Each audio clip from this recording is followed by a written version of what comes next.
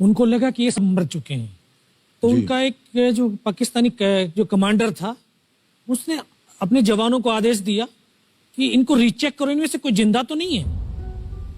तो उनके पाकिस्तान के 2 सैनिक आए, आकर के हमारे जवानों के शरीर के अंदर गोलियां दागने लगे। तो मैं बेहोश था, लेकिन इतना बेहोश नहीं था कि उनको सुन ना सकूं या देख ना सकूं। तो जो मेरे सामने वाले साथी को जो सीने में आकर 4-4, 5-5 जो राउंड के ब्रस्ट मारे, डेड बॉडी ऐसे उछलती थी ऊपर की तरफ, सामने वाले को मारा, बगल वाले को मारा, मैं भी इस तरह से ऐसे पड़ा हुआ था। उसने फर्स्ट में यहां पर ब्रस्ट मारा, फिर मेरे पैर में 2 जगह पे मारा। उसको मैं देख रहा हूं कि धुआं निकल रहा है, लेकिन उस गोली की पीड़ा को चुपचाप पड़ा सहता रहा और उनको यकीन हो गया कि इनमें से कोई जिंदा नहीं। फिर बहुत गालियां दी, बूट की ठोकरें मारी। फिर काफी देर के बाद में उनका जो कमांडर था उसने बोला कि इनके वेपन उठा लो, और नीचे जो हिंदुस्तान का पोस्ट है उसके ऊपर दूसरे जो उनके साथी थे उनको सूचना दिया, उसके ऊपर कब्जा हमला कर दो। फिर ये आवाज भी सुनी तो मुझे लगा कि यार आज तो मेरी पूरी टीम खत्म हो जाएगी। दोबारा से उसके साथी आए, पाकिस्तान के सैनिक आए और हमारे जवानों के शरीर के अंदर गोलियां दागने लगे। उन्होंने फिर उसी रोटेशन से गोली मारी, पर जब 1 कदम आगे गया तो उसने राइफल मेरी सीने की तरफ तानी। तब मुझे लगा यार अब नहीं बचूंगा, लेकिन कहते हैं कि जाको राखे साइयां मार सके ना कोई। जब उसने गोली चलाई तो यहाँ पर पर्स में 5-5 रुपए के कुछ सिक्के भी थे। जब गोली जाकर के सिक्कों पे टकराई तो मुझे भी आभास हुआ कि तो मर गया हूं। पाकिस्तान का दूसरा सैनिक आया, उसने आकर के मेरा AK-47 उठाया और वापस मुड़ा तो उसका पैर मेरे पैर से टकराया हो। तब मुझे लगा कि यार मैं तो जिंदा हूं। तब मेरे पास एक हैंड ग्रेनेड था, मैंने उसको पिन निकाली और उसके ऊपर ऐसे फेंका तो कोट के अंदर हुड लगे हुए, हुड के अंदर वो गिरा जी। उसने तुरंत पीछे की तरफ मुड़ के देखा, पीछे तो कोई मूवमेंट था नहीं।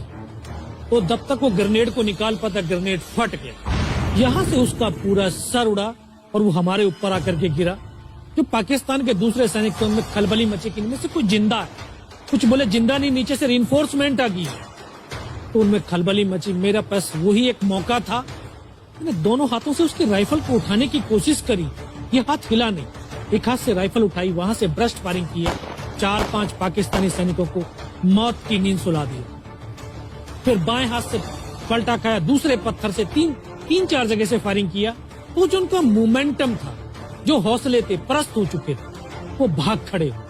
2-3 मीटर गया, जाके देखता हूँ सामने उनके लंगर चल रहे हैं, उनका लिविंग टेंट बना हुआ, उनके जो हैवी वेपन का डिप्लॉयमेंट था वो सब कुछ वहां पे लगा हुआ। उस समय जहन के अंदर एक ही पागलपन था, अपने साथियों को बचाना। फिर मैं वापस धीरे धीरे रेंगता हुआ अपने साथियों तक आया। फिर मुझे लगा कि इनमें से हो सकता है मेरी तरह कोई साथी होगा, जिंदा होगा। उनको देखा, किसी का सर फटा हुआ था, किसी के फेफड़े निकले हुए थे। बहुत देर बैठकर रोया भी, फिर अपने आप को संभाला। चारों तरफ बर्फ ही बर्फ, पहाड़ी पहाड़। यह भी पता नहीं कि हिंदुस्तान किधर है, पाकिस्तान किधर है। 2.5 साल की सर्विस, 19 साल की उम्र, न उम्र का तजुर्बा न सर्विस का अनुभव। जाऊं तो जाऊं कहां। मैं बहुत 500 मीटर लगभग नीचे रोल करता हुआ आया और अपने साथियों जो नहीं चढ़ पा रहे थे दुश्मन की भारी फायरिंग की वजह से, वहां तक पहुंचा। फिर उनको उन्होंने मुझे पकड़ा, वो फर्स्ट एड दिया। फिर वहां से जो हमारे कमांडिंग ऑफिसर थे कर्नल कुशाल चंद ठाकुर, फिर उनको सूचना दिया। तो ये लगभग 1:30-2 बजे का समय था। वहां से फिर कमांडिंग ऑफिसर तक मुझे ले जाया गया। फर्स्ट एड तो हुआ, लेकिन ब्लड इतना निकल चुका था कि दिखाई देना बिल्कुल बंद हो गया था। जब उनके पास पहुंचा तो उन्होंने बोला, बेटा मेरे को पहचानता मैं कौन हूं? बस अब आवाज सुनाई दे रही है। बोला, मैं तेरा commanding officer colonel Kushal Chand Thakur. मैं, जय हिंद साहब, बहुत तेज सर्दी लग रही है। तो उनका जो लिविंग टेंट था उसमें के अंदर लेटाया, 3-4 स्टॉप जलवाए, थोड़ी सी गर्मी महसूस हुई। मैं, साहब थोड़ा सा पानी पिला दो। बोला, ठीक है पानी पिलाते हैं। तभी डॉक्टर साहब आए गए, उन्होंने ग्लूकोज की बोतल पिलाई, थोड़ी सी एनर्जी महसूस हुई। उन्होंने बोला, बेटा कुछ बता सकता हूं? मैं कहा, सब बता सकते हैं। तो उनको बताया कि सर ऊपर ये घटनाक्रम हुआ है और ये वहां की इंफॉर्मेशन है। तो लास्ट में उन्होंने बोला कि बेटा जवान की रिक्वायरमेंट क्या है? मैं कहा, साहब जवान की रिक्वायरमेंट अम्यूनिशन और फील्ड पट्टी की है। बोला, खाने के लिए नहीं चाहिए? सब भूख नहीं लगती। बस इतना कहते कहते तभी डॉक्टर ने कौन सा इंजेक्शन लगाया, फिर मुझे पता नहीं कहां पर हूं। फिर होश आया 3 दिन बाद, देखा ऊपर पंखा चल रहा है। पता चला कि 92 बेस हॉस्पिटल श्रीनगर, और वहीं से मुझे बेस हॉस्पिटल दिल्ली रेफर कर दिया और 16 महीने तक उस हॉस्पिटल में मैं रहा। 16 महीने तक आपका इलाज चलता रहा? जी। और वहीं पर हॉस्पिटल में ही मुझे पता चला कि 15 अगस्त 1999 को जब ये परमवीर चक्र का जो अनाउंसमेंट हुआ तो वो वहां पर ही मुझे पता चला। या सर